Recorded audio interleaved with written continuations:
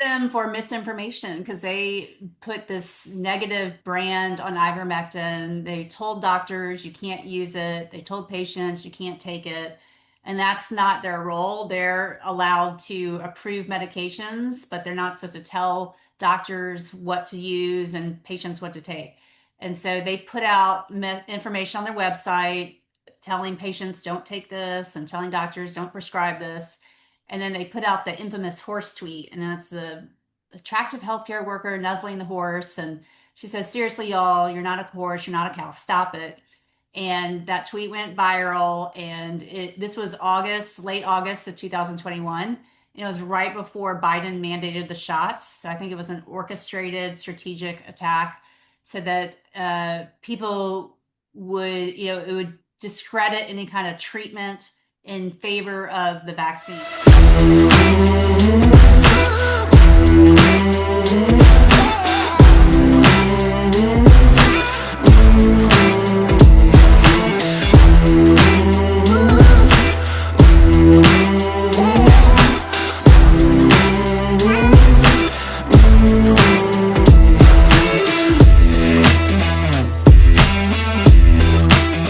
Sorry about all the scheduling changes.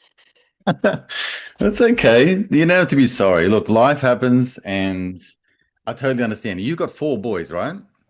Yes, yes. Yeah, I've got three. Okay, so Okay, you get it. we're four boys all together, so I get it. Life's chaotic, things are happening all the time. You've obviously got sport, you're a busy mum, and you're trying to conquer the world at the same time, you know? So these things make life very busy and very complicated sometimes, right? Yeah, yeah, that's a lot. Yeah.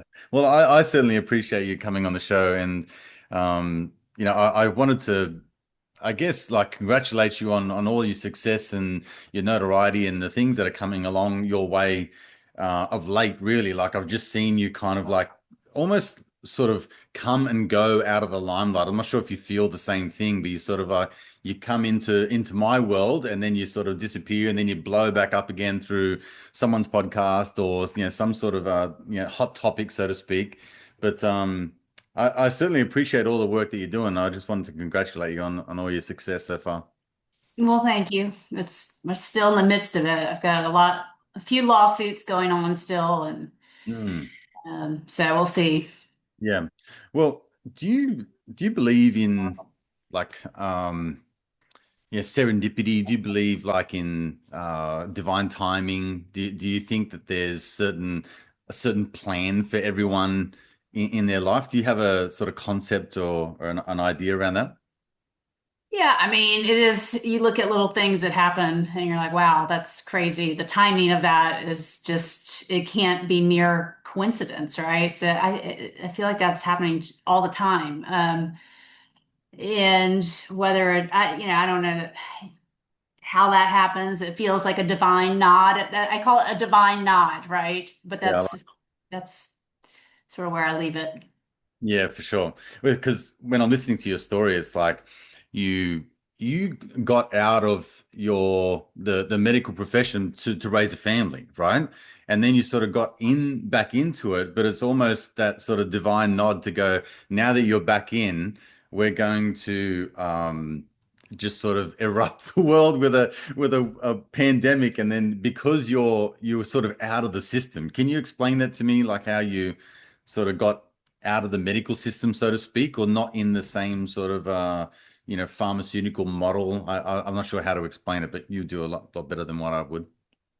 Yeah, well, I got out of residency and I joined a regular ENT practice, private practice, and I worked about 7, 8 years, and then I started having children, and I continued to work with the first two boys, but then with the third boy, it was just becoming overwhelming. We didn't have any family in town, and my husband worked like really long hours, traveled a ton.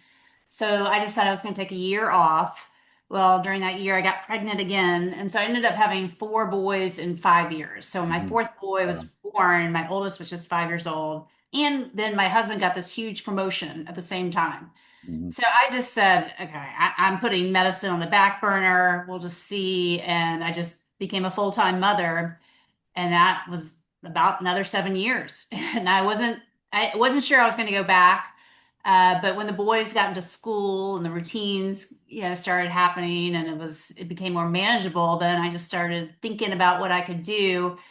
I wasn't employable because I needed a lot of flexibility with a bunch of kids, right? I knew I couldn't just join some practice and work 9 to 5, Monday through Friday, and survive that. But I knew that if I did a solo practice and I took insurance, that I would just be in a hamster wheel trying to keep up because you can't negotiate with insurance companies as a solo practitioner.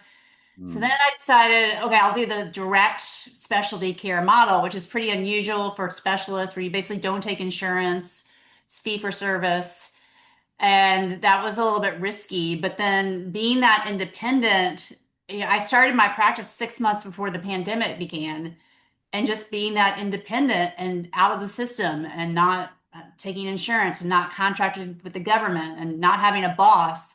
I call myself third party free, and the only people I work for are my patients.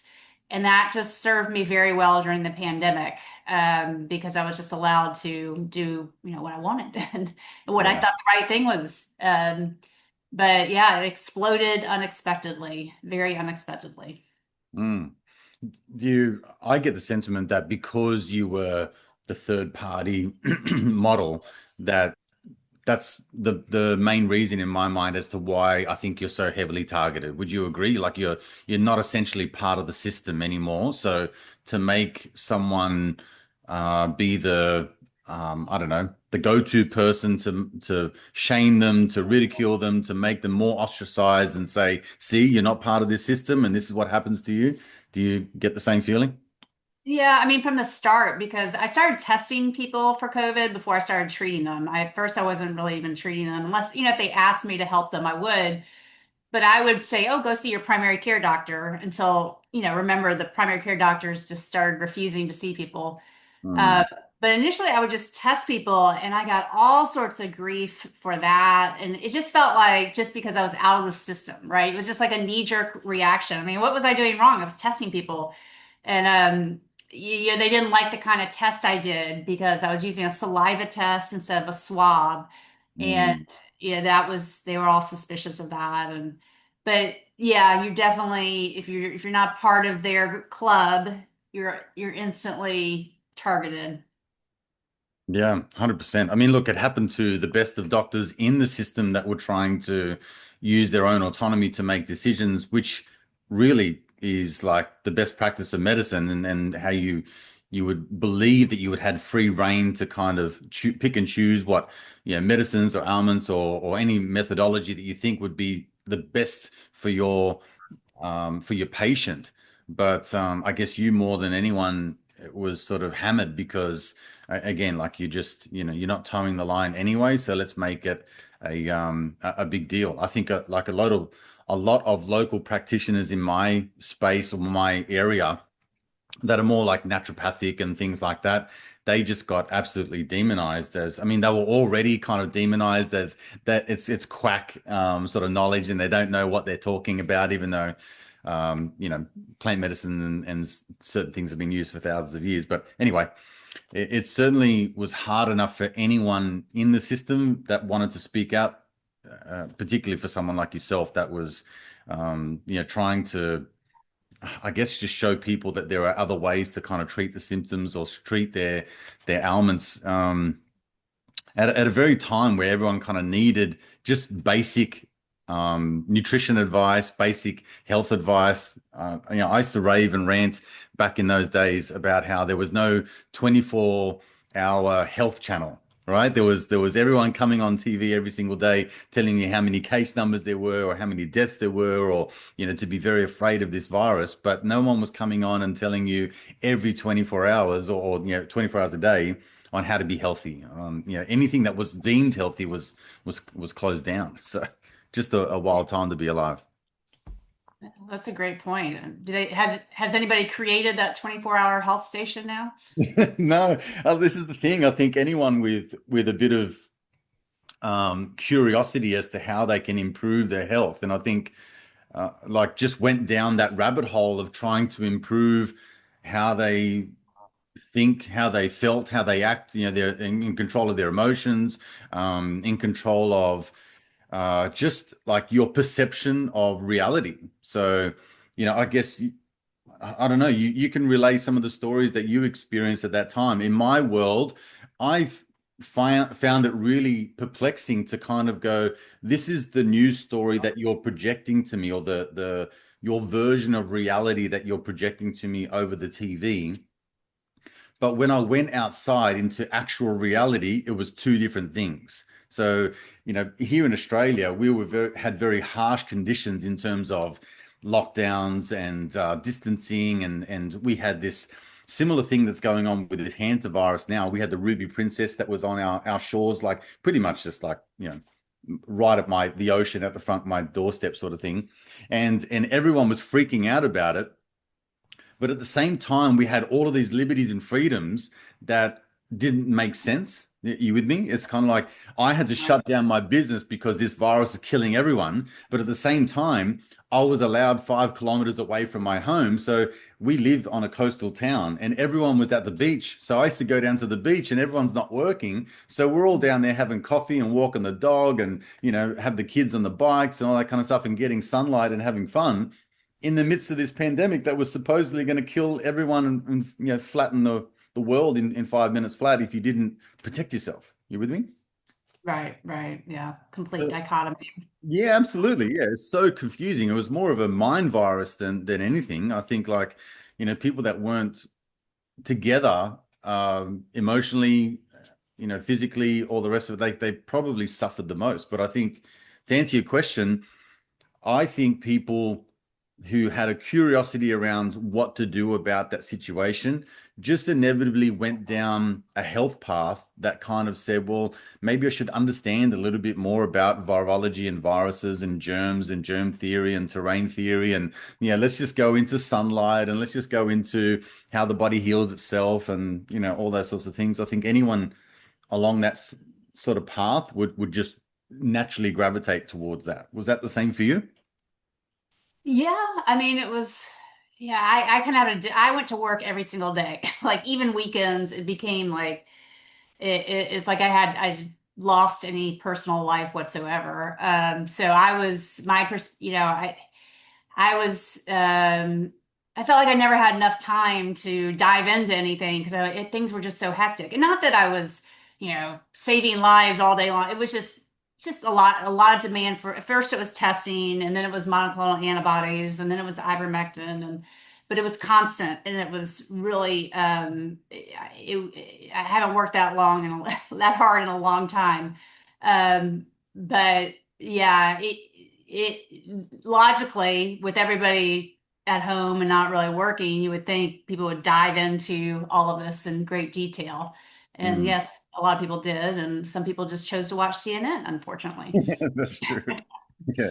We had our, powers of be come on every day at like 11 o'clock in the day, and they used to give a news report on the death and destruction that was being caused. And, it was just a I don't know, like a torture show for half an hour to make everyone feel like they were just had no power and incapable of healing themselves or making any decisions for themselves. So yeah, it was a pretty wild time. So, with your practice, when you got so busy, I mean, was that a direct result as of the pandemic itself and just people wanting to get advice, or was it because you were speaking up about how you could heal people or at least mitigate some sort of illness to make sure that they got through things? Like, how did you get so busy so quick? Well, it started because I provided access to testing when testing wasn't available. So because I used a saliva test, the lab that I was using, we could get the results back the next day. And early on, I don't know what y'all have, we have LabCorp. They were doing the testing, but it was taking 2 weeks to get the results back. And so I became known in town as a place where you could get results quickly and you didn't have to have something stuck up your nose. Right. Because then when monoclonal antibodies came around, I provided them a very inexpensive price and I didn't ration them like a lot of places. So I became known in town as a place you could go get monoclonal antibodies when no one else would do it. And then, then I started speaking out, and that that got me in a lot of trouble. I became, I got notoriety, but then there's a flip side is the people on my team flocked towards me. So it's a double edged. I get a lot of hate, but a lot of love. And so people started coming to me because of the mandates, and I was writing exemptions for people who didn't want to get the mandates, or and Uh, it was basically I just every step of the way I sort of provided something that people couldn't get in the mainstream system. mm. Yeah, I mean, you're doing all the wrong things, aren't you? Like you're giving the exemptions and all those sorts of things, and just treating people in a very pragmatic, practical way of doing things. And that's just not the way we do things in the medical system. Well, at least not the way that they were doing it then. I think they certainly turned on a dime. Were you sort of bewildered? I mean, I know when I've spoken to Peter McCullough, Pierre Corey, and the likes, they were just flabbergasted, I guess, as to how much pushback they got from their own kind, like in their own profession. Was that, I mean, when you said you got a lot of love, but you also got a lot of hate. So is that where that hate was coming from? Were you kind of perplexed as to why people in your own industry weren't wanting to have conversations with you about what you were doing correctly versus just, making a big deal out of what you're doing? Yeah, I mean, it started on like I wasn't even on Twitter or X initially. I was on Facebook, but lightly, and I belonged to this group called Houston Women's Physicians Group.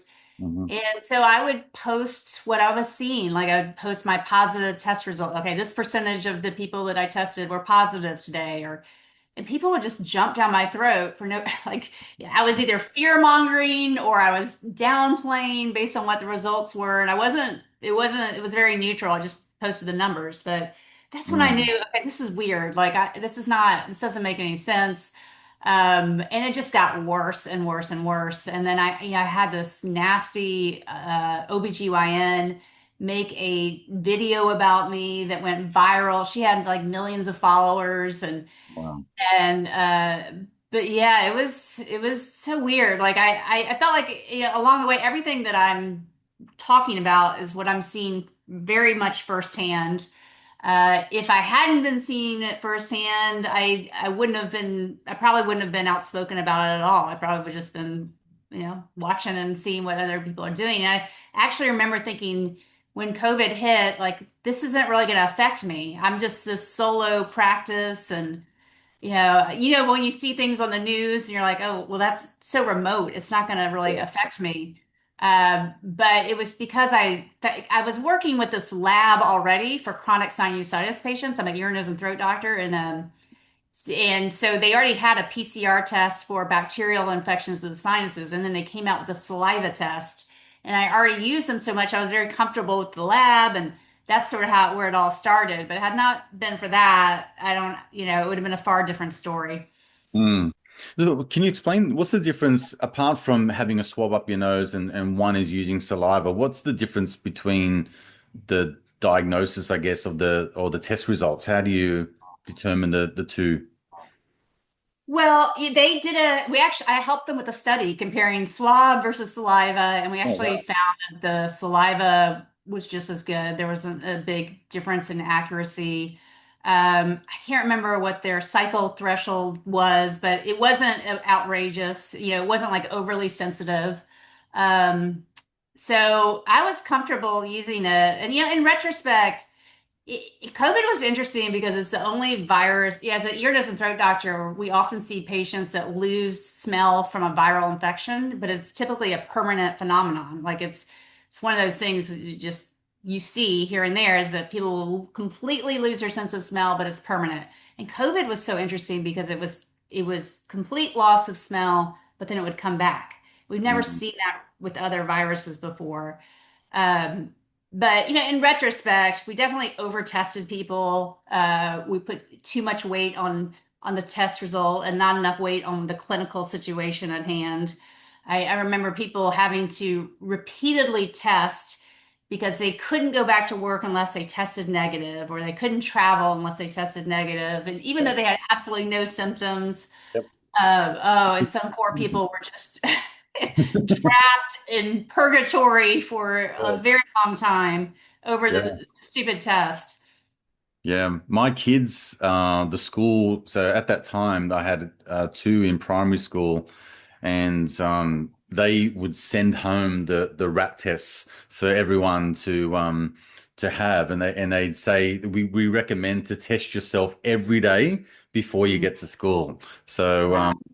I just threw all mine in the bin, but it was just it was a wild time. But I know people that would test themselves sometimes multiple times per day, once in the morning and once at night, just to make sure that they weren't being infected by this thing. But yeah, anyway, it still burns me. I don't know how, like, you're still in the throes of court cases and certain things like this. My heart rate does go up every time I speak about it. I get so enraged about how stupid things were. And now with this hantavirus and the same sort of, it seems like it's a similar kind of playbook in terms of the propaganda at play. It's almost triggering. It's like a re-traumatizing response that I'm going through. But right You're now, not, sorry. I say you're not alone. And it's interesting, like seeing people's reaction to the CDC on X. I mean, people are just so mad, and they're like, "Just be quiet, CDC. We're not listening to a word you say." And it's Right. really triggering a lot of people. Yeah, but Mary, that does give me hope. I mean, I do see people still to this day in the shopping center, at work, in their car with a mask on. They're still very much in fear of air, basically. So it's just saddening, I guess, in a way, and it really hurts me, particularly when I see people that are like constantly sick. So you must experience this post vaccination. I've got family members, with that have had like heart issues. My dad had a heart operation. He had an ablation on his heart because he was going into AFib, and he had situations where he was just sitting on his couch, and his heart rate would go to like 180 beats per minute just out of the blue. So, that's on a more local level. But then because of me in my world speaking out, I get a lot of people that come to me with just different situations, and I guess that sickness, that constant not getting over a cold, having a cough for 6 weeks or 8 weeks, or 3 months of just having a cough that won't leave them. Their immune systems are compromised, cancers, primary and secondary cancers at the same time. Like it just that to me starts to really attack me in terms of a moral, personal, like, on a very guttural sort of level. I get fucking sorry. I get so angry and upset about it because I just feel like a lot of it could have been prevented had people, I don't know, maybe had some more intestinal fortitude, maybe just decided to take a break and sit back and not be led by fear. That there could be a lot of things, but I wanted to ask you, like, what are you seeing now, like, sort of post-vaccination, and is a lot of your work kind of helping people with, vaccine injury and their health being compromised? Yeah, and also just on your point is, remember, so much information was censored. So people, even if they wanted the information, it was hard to come by. Right. But yeah, I'm still, I mean, yesterday I saw a patient who's injured from the COVID shot. So I still see people on a regular basis. Yeah, they're very difficult to treat. It's a lot of trial and error. I have the most luck with ivermectin, Hmm. because I think because of the anti-inflammatory properties of ivermectin. And then I have sent a couple of my patients to Japan for treatment where they're doing a double filtration plasmapheresis. And the goal is, the theory is that these patients are producing amyloid, which is an abnormal protein. It's hard to break down. And this filtration system removes the amyloid. And then at the same time, they give them IV stem cell growth factors, which Hmm. are supposed to prevent the amyloid from coming back and have some healing properties. So I've sent two people there. We're trying to get that over to the US and to do clinical trials. And it's still pretty early. They've only done about 18 patients, but Oh, it's wow. just hard. There's just not a lot to offer patients. We've certainly tried supplements and HBOD and ozone and sauna and there's I do see people slowly improve, but there's not like a magic bullet of, Yeah. a great treatment. Wasn't there a place in the United Arab Emirates that was doing sort of like a blood cleansing type of process? Is that similar to the process what you're talking about in Japan? Yeah, I saw something about Kevin O'Leary going over there and doing something, but I don't know what it Yeah. is. I think it depends on the filter that they're using. So the one in Japan apparently is specifically designed for amyloid, and it has to Right. be like there has to be different types of filters that they use. Yeah, got it. So when it comes to like COVID and the vaccine and um, let's talk about, say, a lot of the what you called a lot of people are calling conspiracy theories about what's in the jab, the spike protein, um, anything, any sort of contaminants that are in the vaccine. When I spoke to Dr. Sherry Tenpenny several years ago, when this was all happening, she was talking about aborted fetal cells. She was talking about nanoparticles and all sorts of stuff like 6 years ago. Hmm. And this is almost on the cusp of the vaccine rollout, and she talked to a lot of the disease that would follow, and um the illness that would follow. Do you buy into that? Is there certain things that you hear and then you look into and then think, oh, okay, that has some credibility, or are there others where you just discredit straight away? What's your take? Yeah, I'm not, I've never looked under the microscope, and it's sort of outside my area to say, okay, there's no way any of that's true. So I hear it. I think, well, maybe. But we have so much evidence of, hardcore, definite evidence of other harms that I don't know if it's even necessary to go into all that. So, we Mm, definitely have DNA contamination that's outside the limits of what they allow. That's been proven in, I think that's 10 studies at this point. We have 4,551 peer-reviewed published studies showing the harms of these shots. We have embalmers pulling out these massive white fibrous clots. We think it's amyloid clots that they've never seen before prior to the pandemic. We have athletes dropping dead at rates we've never seen before prior to these shots coming out.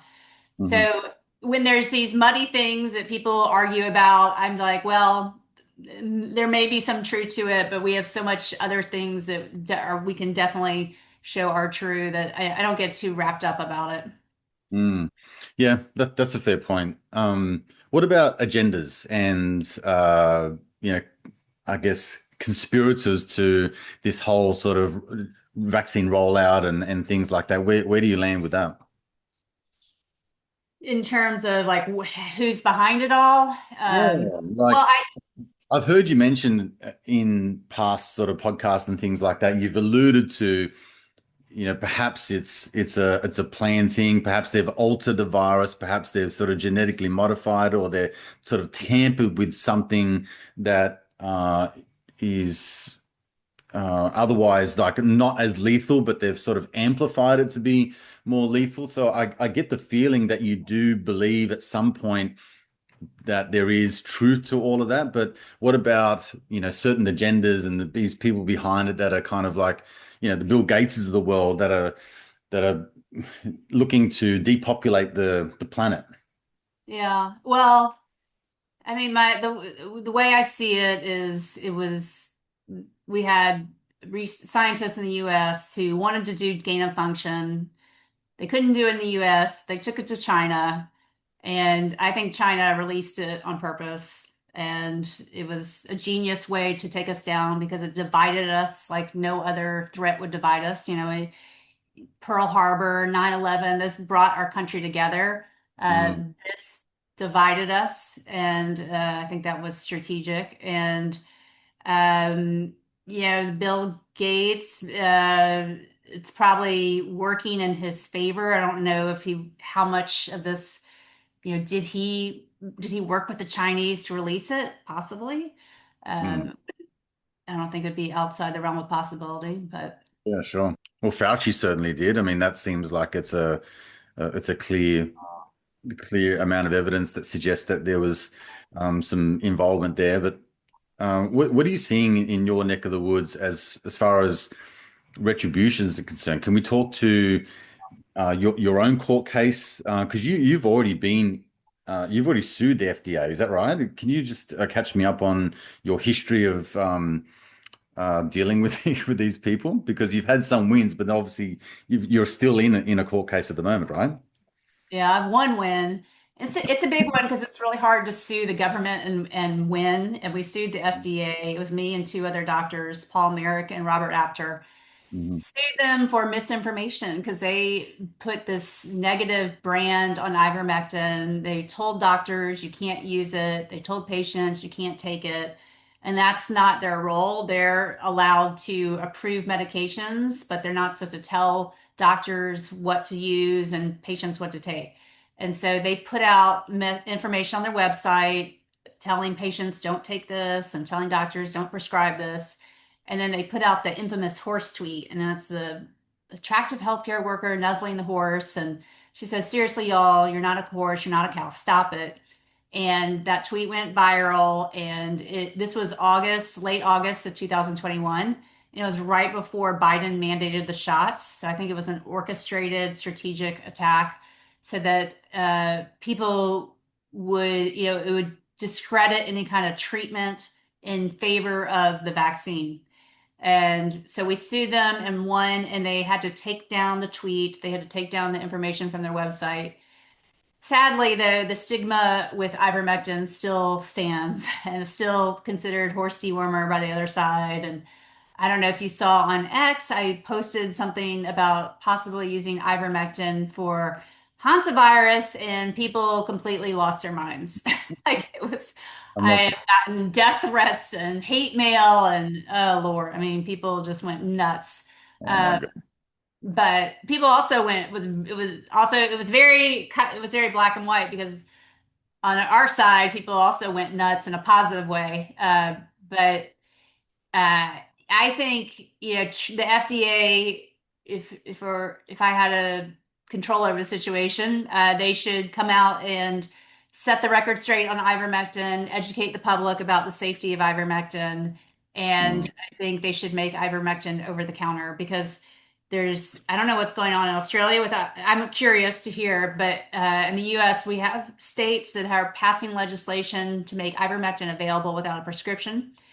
mhm. And so they're in 5 states, and Texas is one of them where I am, but still hard to get it. So even though we have this new law, the pharmacists are allowed to dispense it without a prescription, but they're not doing it. So it's still very hard. And ideally, if the FDA just made it over the counter, then it Yeah. would be much easier. Yeah, in Australia, I feel it's the exact same state as in it's very hard for doctors to prescribe it in the quantities that they need. And for most people that are wanting to get a hold of it are using some sort of black market method in order to get it. So um, I know of a few people that have just gone and got the the horse version. So it's like not to prove the FDA correct, but I mean but they're going to a veterinary version of the ivermectin and things like that, just so they can get some sort of benefit from it. I've ordered it from it's someone who knows someone who can get it. Right. It's kind of like that. So it is very loose and kind of backyardish and under it's an underworld situation at the moment. It's almost like trying to get I don't know, some marijuana or some shit like that. Like you got to go to someone who knows someone who's connected to someone who knows. Like it's that deep, which is Ridiculous. stupid and ridiculous when it comes to ivermectin, given its history and yeah, it's got a Nobel Peace Prize or no, it's won a Nobel Prize, right? Not Peace All Prize. right. Yeah. Um, anyway, uh, it's fucking crazy. I don't know how else to explain it. It's just crazy. Like, yeah, just to get certain health products here in Australia, I think they do limit the amount that you can get. People have to say, I'll get some under my name, you get some under your name, and then, we'll kind of pool our batch together and, those sorts of things. But you got to go to people who are willing to run the gauntlet and not get caught, I guess. So it's still very much like that. In Australia, they're still promoting the flu jab. They're still promoting, because we're into our winter season now. So everything's still promoted to say we anticipate that there's going to be a very bad flu season. You should catch up on your flu shot. You should get your shingle shot while you're there. I think they're doing, 3 or 4 vaccinations in one go. They're Mhm. still very much pushing the safe and effective vaccine and recommending it. So, Are people still getting the COVID shot?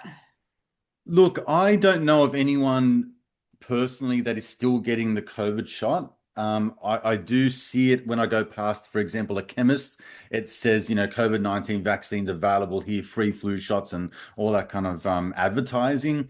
So I would imagine there would be someone that would still get it. I overheard at a cafe 6 months ago, someone said something about, like we're trying. This is probably about a year ago. We're trying to get people still, keep them well, and they work in the medical system. And the cafe girl, like barista, she looks like she's about probably 30. She said, "Well, I've had all my vaccines and my boosters, and as soon as they come out, I'll get another one. Like I'll just keep Ooh. getting them until Yeah. until they say not to." Yeah. So I think that people are still very much like that here in Australia. Um, yeah, it is very, very interesting when it comes to all of that.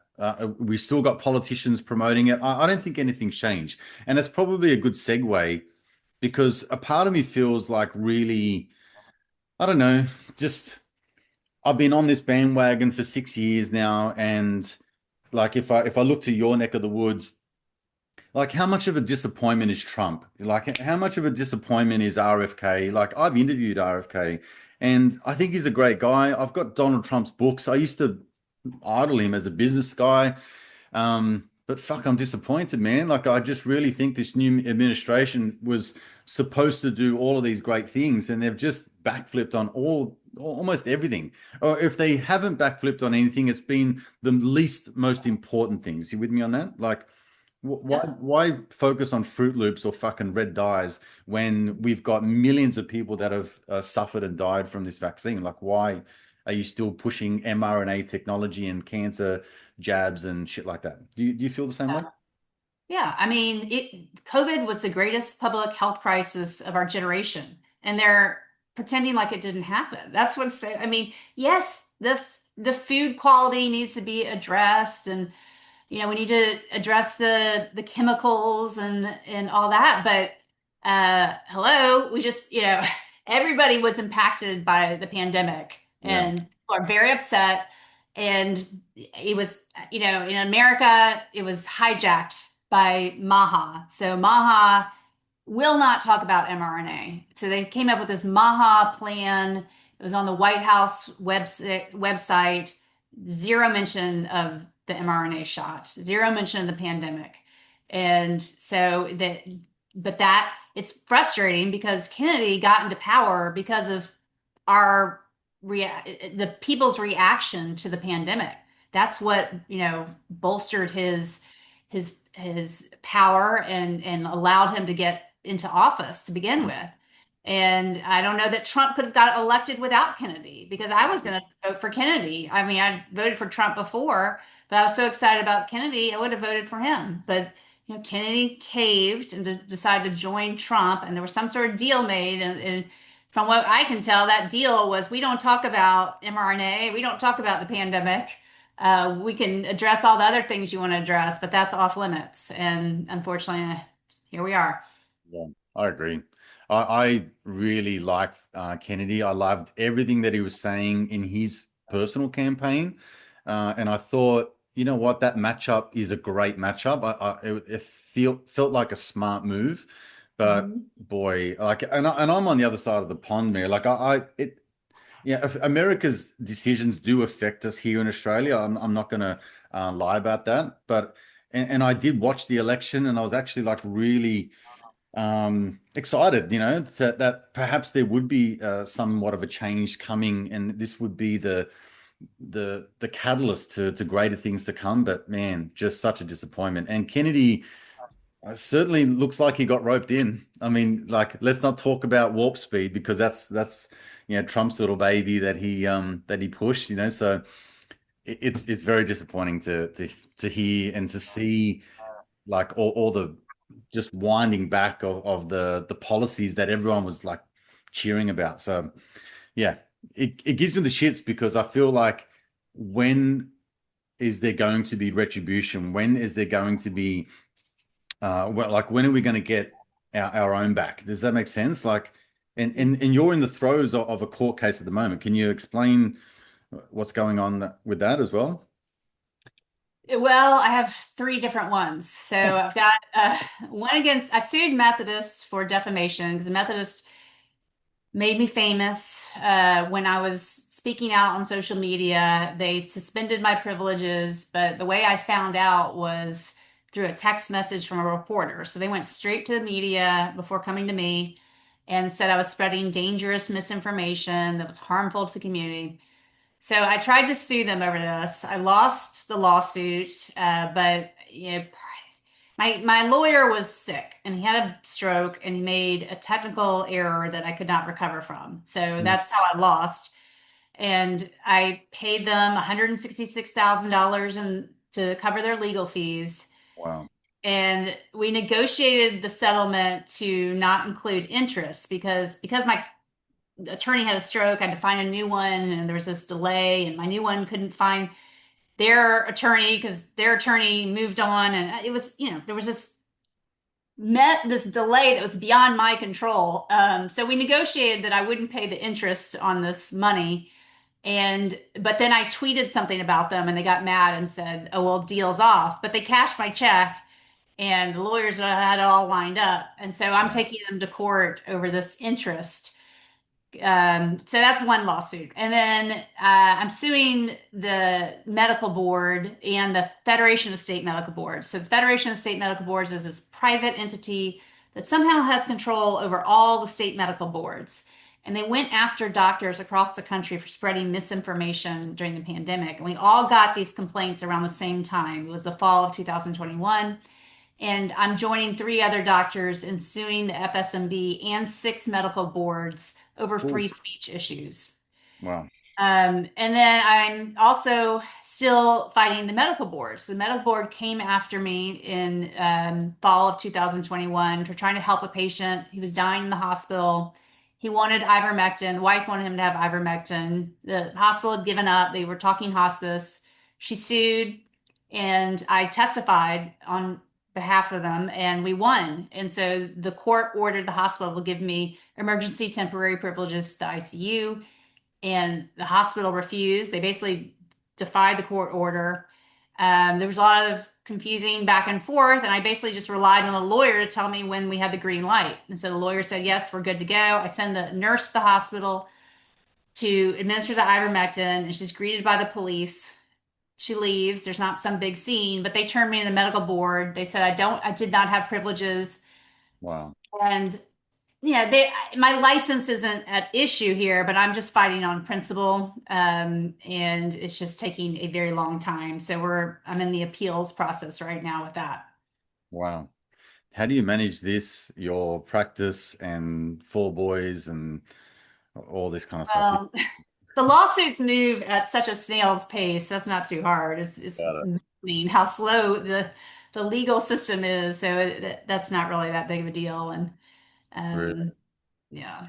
Oh wow. Well, I'm super impressed. I don't know how you have so much tenacity to keep going, and particularly like it's such an expensive exercise as well. But I mean, I'm sure anyone listening to this would just be in awe of your, strength and intestinal fortitude to keep pushing against, like you said, like just the biggest sham in history, when it comes to our medical profession and the assault on our persons, I guess. I don't know how else to explain it, but it's just such a diabolical time in life that I don't know if we can ever recover from it, but hopefully we can learn. What do you, if you have some final thoughts, like what are you seeing out there at the moment that's giving people hope or giving yourself hope, or what's working for you personally, professionally, amidst everything that you're doing?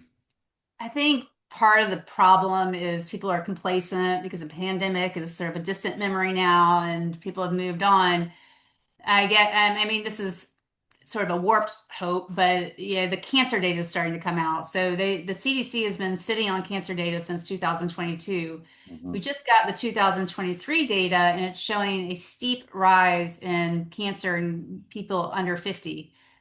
I don't see how they're going to ignore this. So the more this data gets out there, I think, yeah, that's going to raise alarm bells that can't be ignored. We also have Senator Ron Johnson, who is really coming strong out about some safety signals that were covered up by the CDC early in the pandemic. There was a researcher who raised some alarm bells. She said, "Hey, you're not using the right technique to monitor these safety signals that are coming into VAERS." And they basically hushed her and silenced her. And he's coming forward with this, showing that there are all these safety signals that they purposely have covered up. And so that gives me some hope.